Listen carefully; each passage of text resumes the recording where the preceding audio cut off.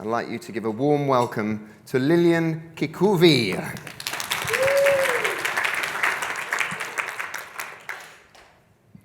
Now, I'm originally from Kenya, and I just thought I'd start with saying that I'm here to also disappoint you. I am not a long-distance runner, just in case you're wondering. Now, I've come to accept that I'm different from the many Kenyans that have dominated the Olympics. Have you ever felt different from others? It could be for reasons like your upbringing, your values, socioeconomic status, or perhaps your upbringing. Just by a show of hands, who's ever felt different from others for any reason? Thank you. Most of us here have felt different. I believe that this means that most of us have been a minority at one point in your life. Now, the challenge that many of us face is acting authentically, especially when we stand out from the crowd because of our difference. I've heard this from many participants in my time delivering personal development programs, as well as a diversity and inclusion speaker and facilitator. I've also been guilty for behaving inauthentically, and one of the reasons has been due to being a racial minority in Australia, where I have lived for 20 years. So what is authentic behavior? Researchers like Keenan Sheldon describe authentic behavior as behavior that we have freely chosen and which allows us to express who we are. Now, interestingly, when we express our difference authentically, it can set us apart from the 7 billion people on this planet. I believe that we can be our most superior selves when we exercise authenticity. This can elevate each one of us to become a superior minority in our own lives because of our difference. Now, authenticity presents a great opportunity for all of us to learn from each other as diverse people. And through this learning experience, we open the doors for inclusion. So how can you become a superior minority? By living authentically. Now, I'll address this question by taking you on a safari, which is a word in my language, Swahili, that means journey. And I will share 5 African tribal principles that I consider will serve us in this new age of optimism. These tribal principles have helped me to transition from self-rejection to living authentically as a superior minority.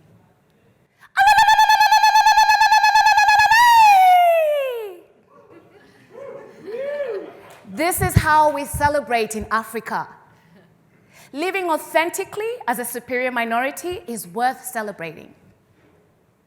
Now, my objective today in my keynote titled The Superior Minority is to inspire you to live authentically and thrive because of your difference. Now, I grew up in Kenya with 3 younger siblings, and we grew up in a modern household similar to many Australian families. At the same time, our parents were traditionalists, so they raised us according to African tribal principles that shaped every aspect of our lives. 20 years of this upbringing gave me a strong sense of personal identity. So when my parents offered me the opportunity to pursue my university studies in Australia, it was a no-brainer for me because I felt well prepared by my family and the tribal principles that they raised me by. Now, in 1999, I bid farewell to my family.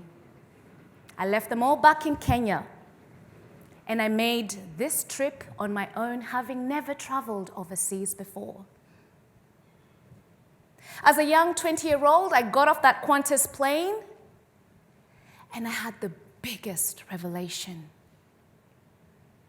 For the very first time in my life, I realized that I was black.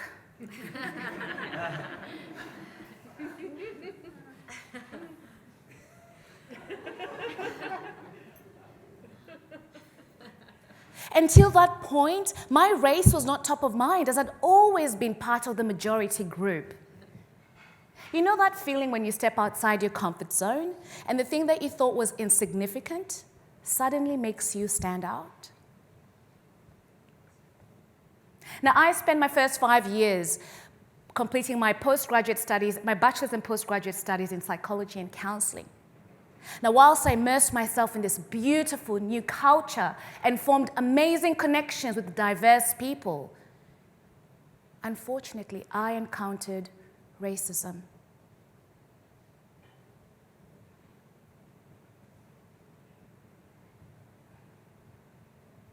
This whole new experience was something that I had never experienced before. It was the first time ever. And what I realized was I was ill-prepared for that. And being away from my family all in Kenya, made me feel like I was all alone. So how does a black young female immigrant deal with a big and prevalent issue like racism? Hide.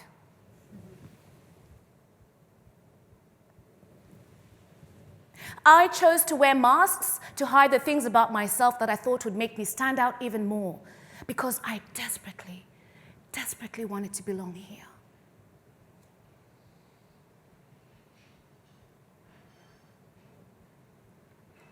According to psychologist Abraham Maslow, belonging is the third most important need in the hierarchy of human needs.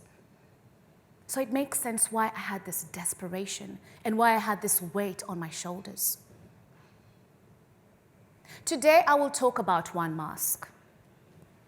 Hair extensions, believe it or not. Now, hair extensions are worn by African women as an expression of culture and as an expression of art. And they come in different hairstyles like wigs and braids. However, for me, hair extensions served a very different purpose.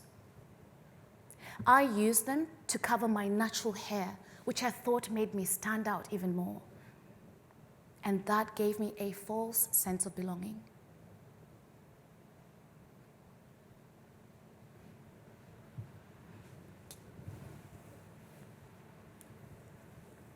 This here, this wig here was one of my favorite masks that I could not leave the house without. Looks like it's seen better days, right?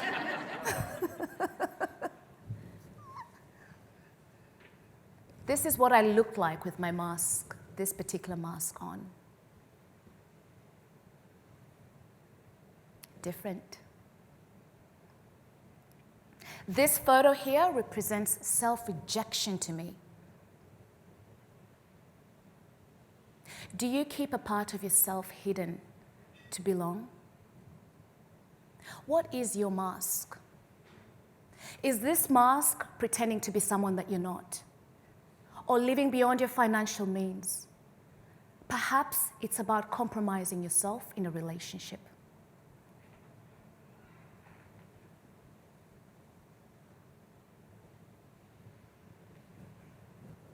In 2012, I went back to Kenya to visit my family. Now, one day I was getting ready to run errands with my mother, and I had just one last crucial step to take, which was to wear my wig.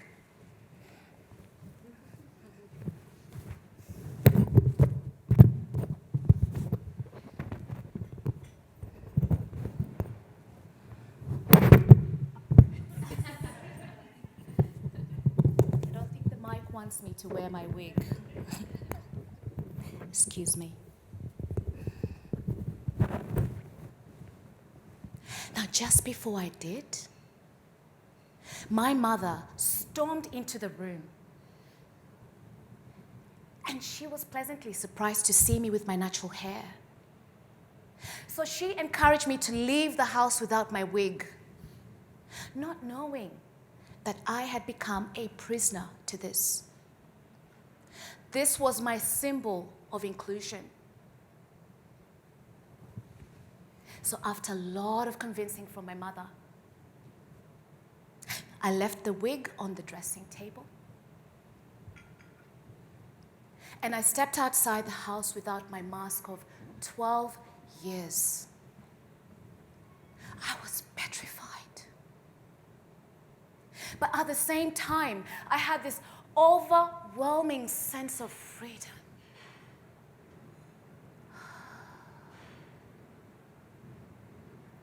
This liberation prompted me to make a decision to live authentically. And being in my homeland reminded me of the African tribal principles that I was raised by. And I made the decision to apply them on my return to Australia. So if you're struggling to live authentically for whatever reason, whether it's your age, whether it's your sexual orientation, perhaps your appearance, whatever the reason, the 5 African tribal principles that I'm about to share with you can help you live authentically as a superior minority. The first principle is tribe. Now, this complex community structure represents people that share the same values and beliefs. On my return to Australia, I chose to apply this principle by creating a tribe-like community that shared the same values and beliefs with regards to authenticity.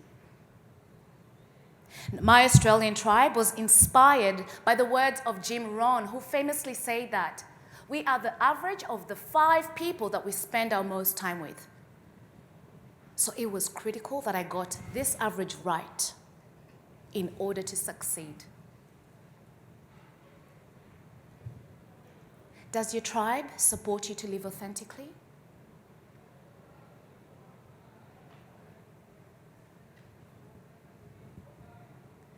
The second principle is elders. Now, African tribes are led by the older generations as they serve as custodians of tradition. They provide tribe members with guidance to ensure tribal practices are maintained.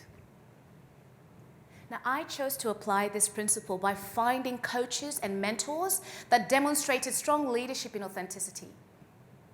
I refer to them as my Australian elders.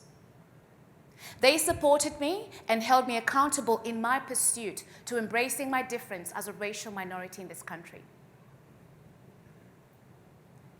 What area in your life do you need an elder's guidance to help you to embrace your difference?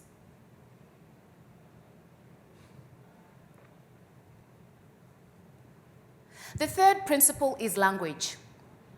So each African tribe speaks a unique dialect that is designed to facilitate effective communication. My Australian tribe and elders and I spoke a common language of authenticity, and this was crucial in helping them understand my needs so that they could better support me in my journey of living authentically. What language do you speak within your tribe or to your elders? And does the language that you speak support you to live authentically?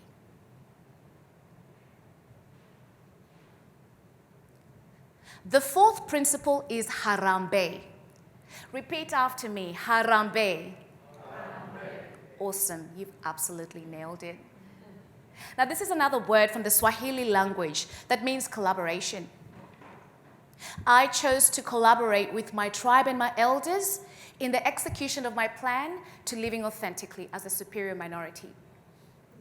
And through this collaboration, this particular process was incredibly important for me, as I knew that the journey that was ahead of me was not as daunting, knowing that they were sharing the load with me. Who do you need to collaborate with to help you to live authentically?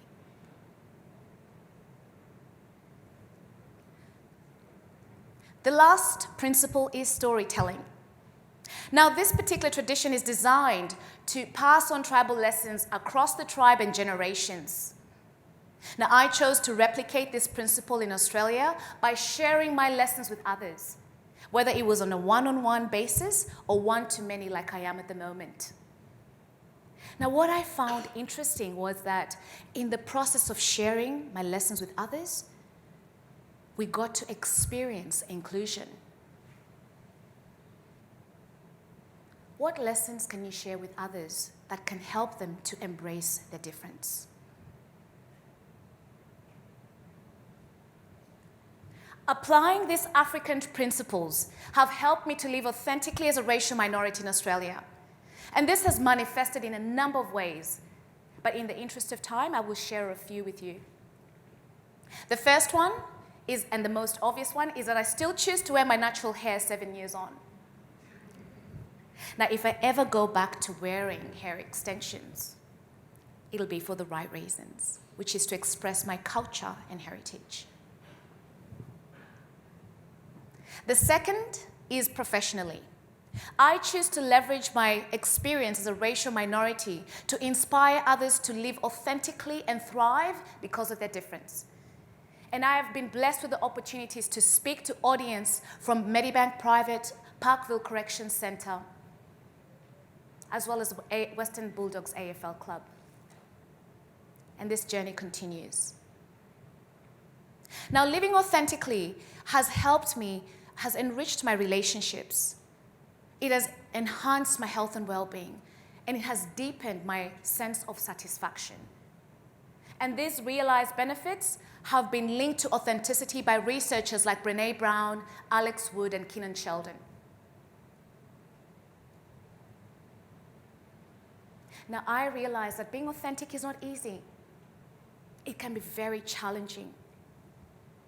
And during the challenging times, I draw my inspiration from the words of Brené Brown, who famously said, "Authenticity is a practice. You choose it every day, or sometimes even every hour of every day." So my last question to you is, in this new age of optimism, what tribal principle will you adopt today to help you live authentically as a superior minority?